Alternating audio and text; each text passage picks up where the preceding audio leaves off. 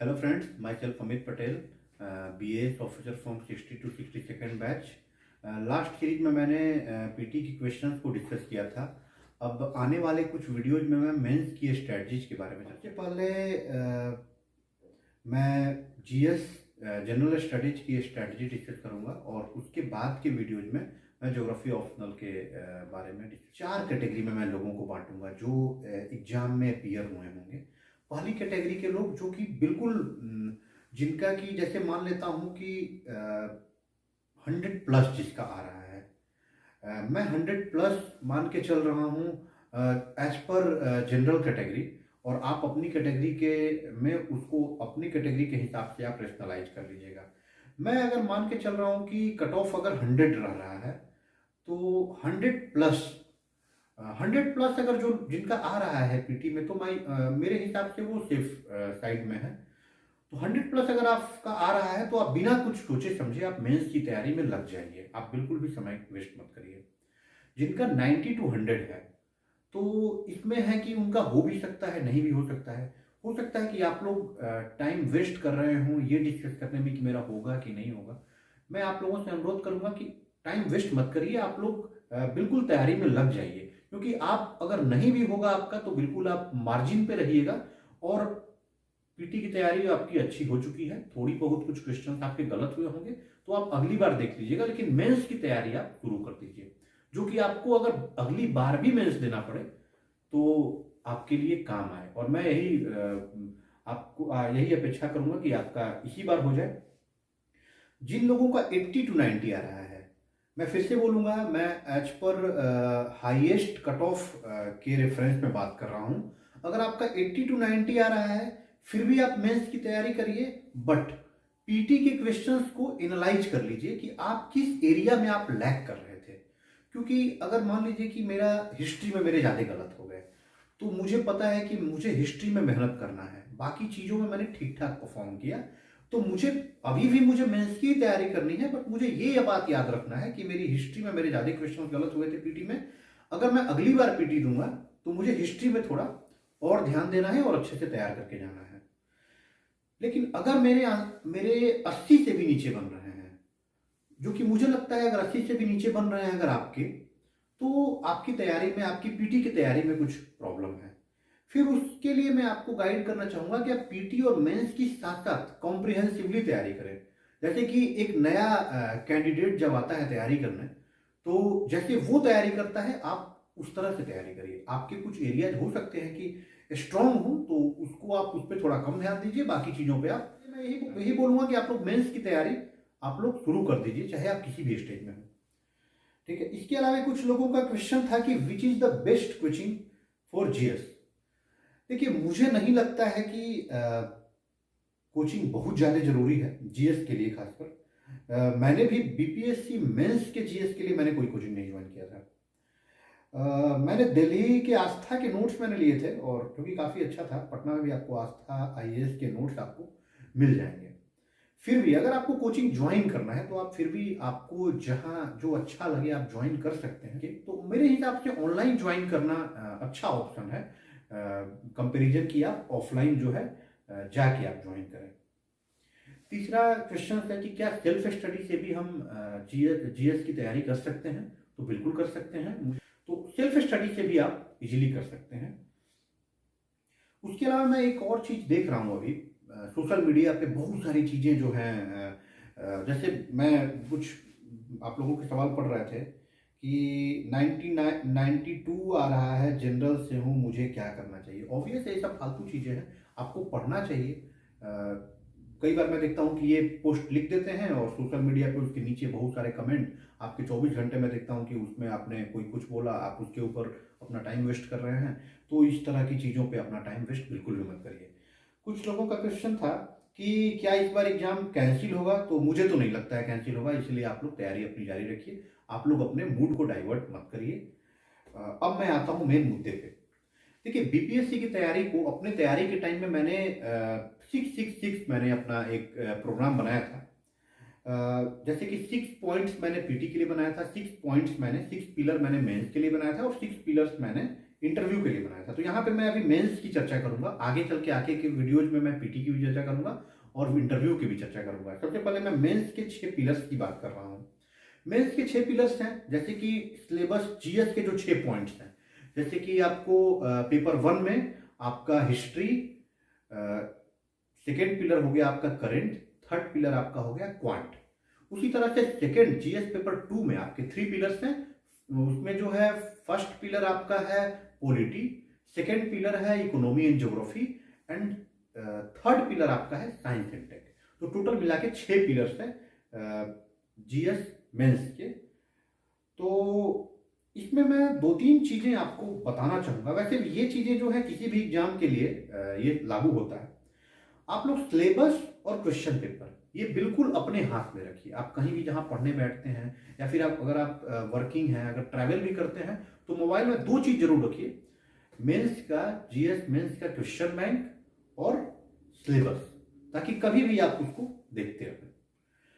उसके बाद सिलेबस के आपके एक एक पॉइंट को आपको किसी भी हालत में कंप्लीट करना है। और तीसरा चीज है आंसर राइटिंग की प्रैक्टिस। 3 चीजें मैंने बताया इसमें कि आपको सिलेबस और क्वेश्चन पेपर हमेशा अपने पास रखना है, दूसरा सिलेबस को आपको रिलीजियसली आपको कंप्लीट करना है, और तीसरा आंसर राइटिंग प्रैक्टिस। मेंस में आंसर राइटिंग प्रैक्टिस मस्ट है। आपके पास हो सकता है कि नॉलेज बहुत हो, बट आप अगर आंसर राइटिंग की प्रैक्टिस आप नहीं किए हैं, अच्छा आंसर नहीं लिख पा रहे हैं, तो हो सकता है कि आपके मार्क्स जो है काफी कम आ जाए। मैं इसका जो फर्स्ट पिलर है हिस्ट्री, मैं उसको डिस्कस करूंगा यहाँ पे। हिस्ट्री देखिए सबसे आसान, अगर पूरे मेंस का सबसे आसान कोई पोर्शन होता है तो हिस्ट्री होता है। हिस्ट्री क्यों आसान होता है? क्योंकि इसमें जो है क्वेश्चंस जो है रिपीट होते हैं, वही फिक्स पैटर्न ऑफ क्वेश्चंस हैं, और हर एक साल वही क्वेश्चंस जो है घुमा फिरा के उन्हीं को पूछा जाता है। लेकिन इसमें भी स्कोर करना उतना आसान नहीं है। हम पढ़ के चले जाते हैं, लेकिन स्कोर इसमें भी हम अगर अच्छी राइटिंग प्रैक्टिस अगर हम ना कर पाए तो इसमें भी हम स्कोर नहीं कर पाएंगे। मैं इसमें आपको आगे की इस वीडियो में मैं आपको बताऊंगा कैसे आप अच्छा स्कोर कर सकते हैं। लेकिन सबसे पहले मैं बेसिक जो है आपको बताना चाहूंगा कैसे आप हिस्ट्री की तैयारी करें। देखिए मेरा तैयारी करने का तरीका था कि मैं बॉटम टू अप चलता था हिस्ट्री के केस में। इसके लिए आप क्या करिए, जितने भी मुझे लगता है कि मैं जो क्वेश्चन बैंक रखा था 1993 से जो है 56 to 59 तक का मैंने, जब मैं 60 to 62 जब मैंने मेंस दिया था, तो उस समय मैंने क्वेश्चंस मेरे पास थे। हिस्ट्री के सारे क्वेश्चंस को आप एक जगह लिख लीजिए, और मुझे लगता है कि मैक्सिमम क्वेश्चंस जो हैं वो रिपीट होते हैं। जैसे आपको पाल कला, पटना कलाम, 1857, 1942, सविनय अवज्ञा आंदोलन यानी नो कॉन्फिडेंस मोशन, जितनी भी ये चीजें हैं, क्विट इंडिया मूवमेंट, यही सब घुमा फिरा के पूछे जाते हैं। तो सबसे पहला स्टेप में आप ऐसा करिए कि सारे क्वेश्चंस को एक जगह लिख लीजिए। क्वेश्चन मेनली 3 एरिया से पूछे जाते हैं, एक आर्ट एंड कल्चर, दूसरा इंडियन नेशनल मूवमेंट जो आपके 1857 से लेके जो आपको 1947 तक जनरली जो है क्वेश्चन इन्हीं से पूछे जाते हैं। और एक चीज है, जो भी क्वेश्चन पूछे जाते हैं मोस्ट ऑफ द टाइम वो बिहार के रेफरेंस में पूछे जाते हैं। तो इस चीज को आपको तैयार करते टाइम ध्यान रखना है। अगर आप 1857 का रिवॉल्यूशन अगर आप तैयार कर रहे हैं तो बिहार के परिप्रेक्ष्य में आप लोग उसको ध्यान में रखते हुए आप तैयार करें। और कुछ क्वेश्चन जो है ट्राइबल मूवमेंट, जैसे ताना भगत movement, Birsa Munda movement, Santhal movement, इन सब पे भी जो है क्वेश्चन हर साल हमेशा ही पूछे जाते हैं। और इसका अगला इम्पोर्टेंट पार्ट है थॉट। भीमराव अंबेडकर, महात्मा गांधी, पंडित जवाहरलाल नेहरू, इनके थॉट्स क्या थे उस पर भी ये क्वेश्चन पूछते हैं। तो सबसे पहले मैं ये बताना चाहूंगा कि आपको मटेरियल्स क्या फॉलो करने चाहिए। मेरे टाइम में मैंने आस्था आईएएस का नोट्स में लिया था, काफ़ी सफिशियंट था, उसमें सब कुछ काफ़ी डिटेल में दिया हुआ था। तो आप दिल्ली या पटना में शॉप से आप आस्था आईएएस के नोट्स आप हिंदी या इंग्लिश में आप खरीद सकते हैं। अगर मैं कहूँ कि बुक्स क्या फॉलो करना चाहिए, तो मुझे लगता है मैं तो कोई बुक्स फॉलो नहीं किया था, लेकिन अगर आपको टू द पॉइंट बुक अगर मिले, बहुत ज़्यादा बल्कि बुक नहीं खरीदना है। अगर टू द पॉइंट अगर कुछ अगर मिल मिल पाता है आपको, क्योंकि अभी काफ़ी सारी बुक्स अभी मार्केट में आई हैं, तो टू द पॉइंट कोई बुक है तो उसको आप देख सकते हैं। लेकिन अगर कोई कहे कि नहीं बहुत सारी 2-3 बुक्स बल्कि बुक पढ़नी है, तो मैं नहीं कहूँगा कोई मोटी बुक्स पढ़ने की आपको ज़रूरत नहीं है। बहुत सिंपल क्वेश्चंस आते हैं, बल्कि वो टाइम आप आंसर राइटिंग में लगाइएगा तो ज़्यादा अच्छा है, रिवीजन में लगाइएगा तो ज़्यादा अच्छा है। अगर और टाइम बचे तो आप ऑप्शनल और दूसरे जीएस के सब्जेक्ट पे ध्यान दीजिए। हिस्ट्री में आपको बहुत टाइम देने की जरूरत बिल्कुल भी नहीं है। आप सिलेबस कंप्लीट करने के बाद एक काम करिए, साथ साथ आप हर एक क्वेश्चन का शॉर्ट नोट्स तैयार कीजिए। जैसे मान लीजिए कि पटना कलाम पेंटिंग के बारे में आपको क्वेश्चंस पूछे होंगे। किसी साल हो सकता है कि ओरिजिन और इसके बारे में पूछे हों, और किसी साल हो सकता है कि इसका सिग्निफिकेंस, इस तरह की चीज़ें पूछे हों। तो अगर आप एक टॉपिक तैयार कर रहे हो तो उसके जितने दायरों में उन्होंने जो है बीपीएससी क्वेश्चन पूछा है, सभी दायरों को आप तैयार करिए। उसके अलावा अगर आपको लगता है कि ये पूछ सकता है तो आप उसको भी तैयार करिए और सभी के शॉर्ट नोट्स बना लीजिए। वैसे 1857 का आप तैयार कर रहे हैं तो आप इंट्रो में कैसे लिखना है, और रीजन्स क्या थे, सिग्निफिकेंस क्या था, कैसे ये घटित हुआ, इस तरह की चीजें, सारी चीजों का आप शॉर्ट नोट्स तैयार कर लीजिए, ताकि एग्जाम के टाइम पे आपको जल्दी से आप उसको याद कर लें और उसको एग्जाम में आप ये भी हो सकता है कि बहुत सारे क्वेश्चंस जो पुराने ईयर्स में जो पूछे हैं उससे अलग भी आ सकते हैं, बिल्कुल अलग आ सकते हैं। लेकिन 6 क्वेश्चंस में पूछे जाते हैं, जिनमें से 3 क्वेश्चंस का आंसर मुझे देना होता है। तो मुझे नहीं लगता है कि आपको 6 का 6 क्वेश्चन आउट ऑफ जो प्रीवियस ईयर्स हैं उनसे पूछा जाएगा। मुझे नहीं लगता है, उसकी संभावना 99.99% है कि जो प्रीवियस ईयर के क्वेश्चन है वही पूछे जाएंगे। एटलीस्ट 6 में से 3 तो आपको वही पूछे ही जाएंगे, या आप इजिली जो है उन्हें अटेम्प्ट कर पाइए। इसमें मेरा एक और सजेशन रहेगा, थॉट्स से रिलेटेड। मुझे ऐसा लगता है कि थॉट्स के रिलेटेड आंसर लिखना थोड़ा रिस्की है। हो सकता है कि आप लिखें और एग्जामिनर को या आपका जो कॉपी इवैल्यूएट जो कर रहे हैं उनको पसंद ना आए, तो उसमें हो सकता है कि आपको कम नंबर दे दें। लेकिन जो रिवॉल्यूशंस हैं या फिर आर्ट एंड कल्चर से रिलेटेड क्वेश्चंस हैं उनको अटेम्प्ट करिए। उनमें जो है मार्क्स मिलने की संभावना ज़्यादा होती है। ऐसा भी हो सकता है कि 6 का 6 क्वेश्चन आपको आउट ऑफ जो प्रीवियस ईयर्स के लिस्ट मैंने बनाए उसमें से पूछे जाए। देखिए 1993 से लेके अभी तक का क्वेश्चन देख लीजिएगा, किसी भी बार ऐसा नहीं हुआ है कि प्रीवियस ईयर से अलग पूछ दिया है। इसीलिए वैसे वैसे टाइम होने का संभावना बहुत कम है। बट फिर भी अगर पूछेगा तो आपको हिस्ट्री से ही पूछेगा, और पीटी के लिए तो आप हिस्ट्री पढ़ते ही हैं कॉम्प्रिहेंसिवली, तो उसमें से आप आंसर तो बना ही लीजिएगा, इसमें कोई दो राय नहीं है। लेकिन मैं कहूँगा कि आप जो है जैसा मैंने बताया, प्रीवियस ईयर्स का जो प्लान मैंने बताया उसी के हिसाब से हिस्ट्री को तैयार करें। एक क्वेश्चन और है कि प्रैक्टिस कैसे करें और क्या करें प्रैक्टिस।